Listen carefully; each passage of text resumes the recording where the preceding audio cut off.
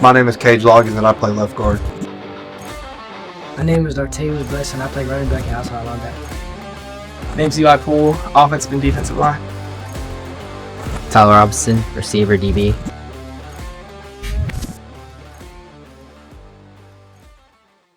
Welcome back, everybody, to Times Football Media Day, the 2026 edition, where today we'll be talking with each of the 11 programs in Hall County about the upcoming season.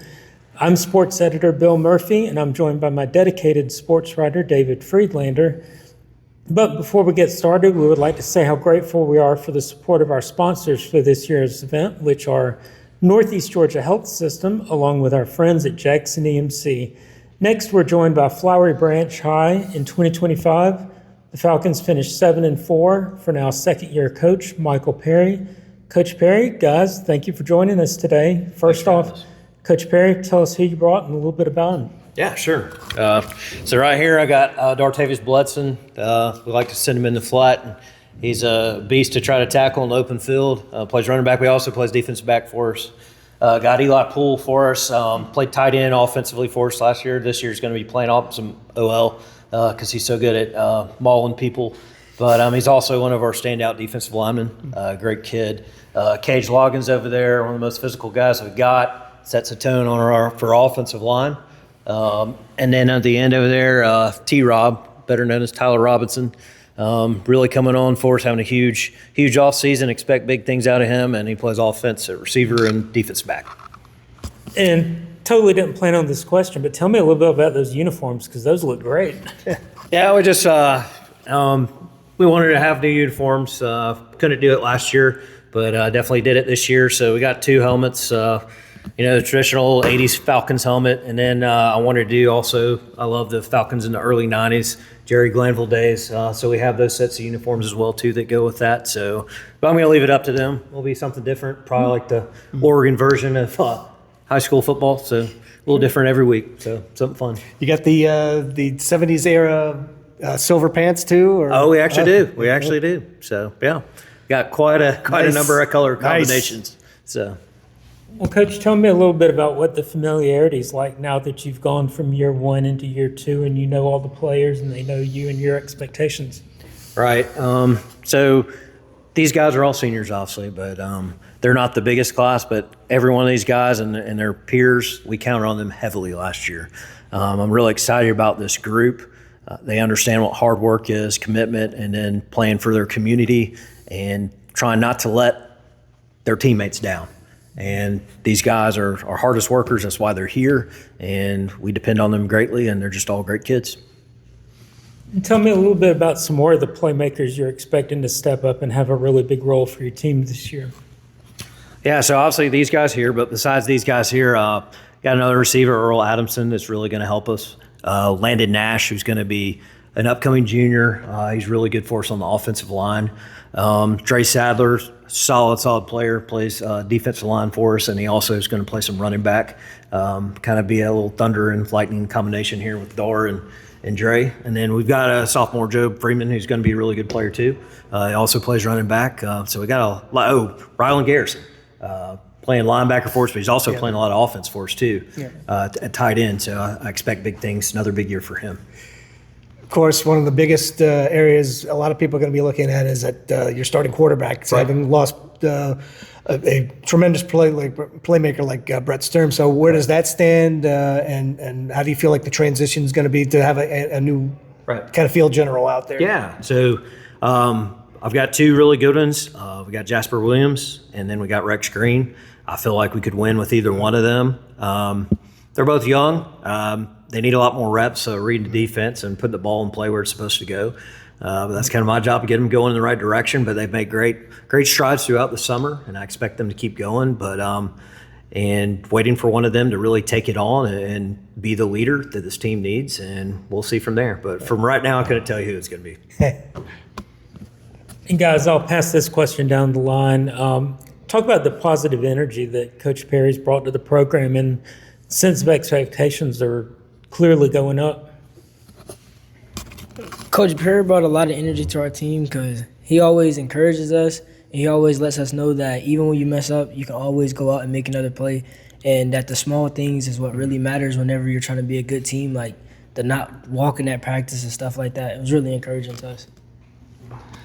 Yeah, something Coach Perry is big with is just being a good teammate and not just playing for yourself. It's a team sport. It's why it's one of the best sports ever, is that you got to, all 11 have to be working together to be able to succeed. So just having that positive reinforcement of just not letting the guy next to you down, just doing your job and focusing on what you need to do, it's just been a really good foundation for us. One thing I like about Coach Perry is he gives a lot of positive reinforcement. Like if you do good, he'll praise you. But if you make a mistake, I mean, he'll get on you pretty good. But we're very grateful to have Coach Perry, and he's a blessing to have.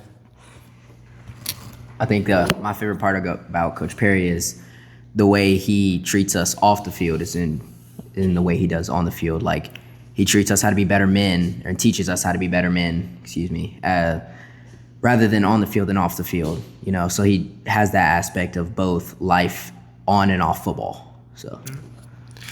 So let's take a look at what lies ahead here.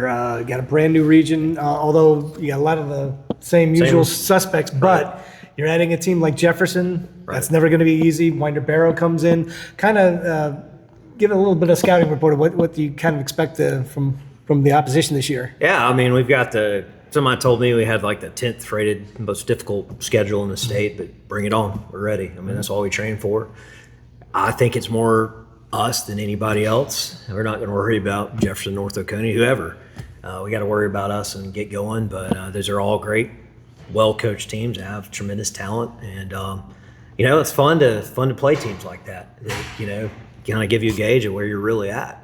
But are we scared of any of those teams? No, not one bit. Coach, one thing you had mentioned earlier when we spoke about was that you really feel like the offensive line is the strength of this team. How big of a blessing is that to have with a tough region schedule ahead of you? Well, I mean, I think, Kirby Smart talks about it all the time. Lines of scrimmages, that's what dictates games and wins. And, if you're physical and tough there and you can run the ball and then you're sound in your protections, and then guys like Eli and Dre and those guys stop the run, you're going to be pretty good and affect the passer as well. So I feel really good about both lines of scrimmages. Got some great kids there.